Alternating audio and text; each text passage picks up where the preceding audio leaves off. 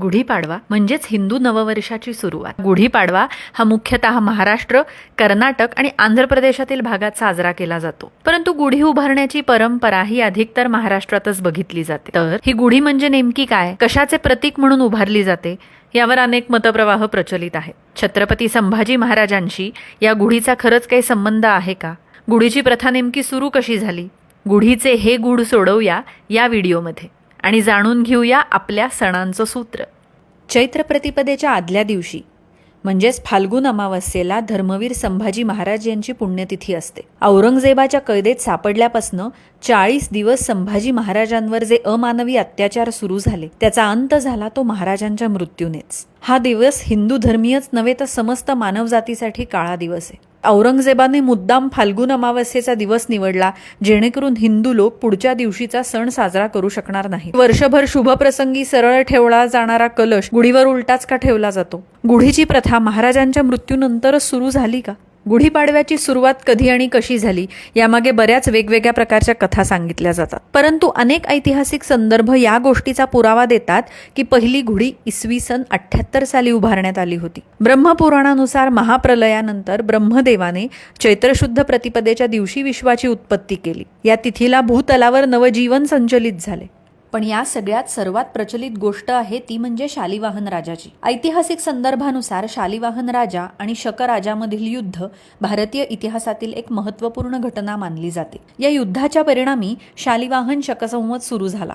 शालिवाहन राजा विजय मिळवून शक्तिशाली सम्राट बनला। शालिवाहन हा सातवाहन वंशाचा पराक्रमी राजा होता।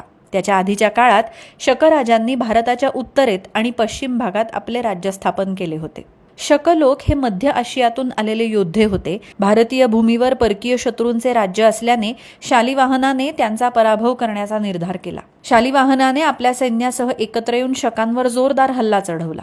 शालिवाहनाच्या कुशल नेतृत्वाखाली भारतीय सैन्याने शक राजाचा मोठा पराभव केला। यानंतर शालिवाहनाने आपल्या विजयाच्या सन्मानार्थ शालिवाहन शकसंवत सुरू केले, जे आजही भारतीय पंचांगाचा एक अमूल्य भाग ठरते। शालिवाहन राजाच्या विजयाचा उत्सव म्हणून घराघरात गुढी उभी करण्यात आली। शिवाय दुष्टावर विजय मिळवून सुराज्य स्थापित झाल्याने हा दिवस मोठ्या आनंदात साजरा होऊ लागला। सुमारे 2000 वर्षापूर्वी चैत्र शुद्ध प्रतिपदेला शालिवाहन शकाचा प्रारंभ झाला। तेव्हापासून मराठी कालगणनेची सुरुवात झाली। सातवाहन राजाच्या राज्यातील आजच्या गुजरात, कर्नाटक, आंध्र प्रदेश या राज्यात हीच कालगणना आजही प्रचलित आहे। कर्नाटक आणि आंध्र प्रदेशामध्ये युगादी किंवा उगादी या नावाने हा दिवस साजरा केला जातो। पडव, पाडवो या संस्कृत शब्दाचा मराठी अपभ्रंश म्हणजेच पाडवा। या शब्दाचा मराठी अर्थ चंद्राची कला असा होतो। चैत्र शुद्ध प्रतिपदेनंतर चंद्र कलेकलेने वाढतो, म्हणूनच चैत्र शुद्ध प्रतिपदेला चैत्र पाडवा हे असे मराठी नामकरण लाभले। इसवी सन 78 पासूनच गुढी उभी करण्याची परंपरा महाराष्ट्रभर प्रचलित आहे। यात बांबूची उंच काठी घेऊन त्यावर नवीन वस्त्र बांधले जाते। हा उंच बांबू म्हणजे विजयाचे प्रतीक। त्यावर मंदिराच्या कलशाप्रमाणे उलटा तांब्या ठेवला जातो। तांबा हा प्रजापती लहरींना आकर्षित करतो।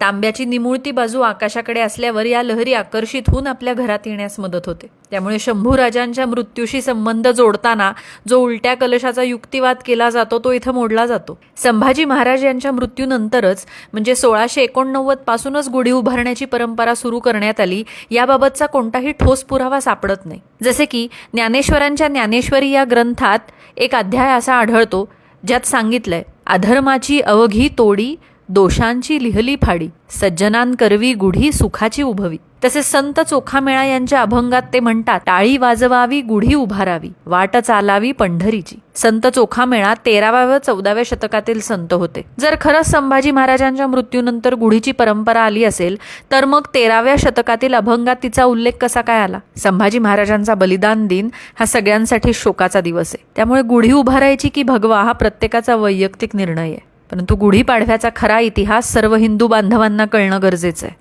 हिंदू संस्कृतीमधल्या अशा अनेक सणांची माहिती आम्ही सणांचे सूत्रामध्ये घेऊन येतच राहू।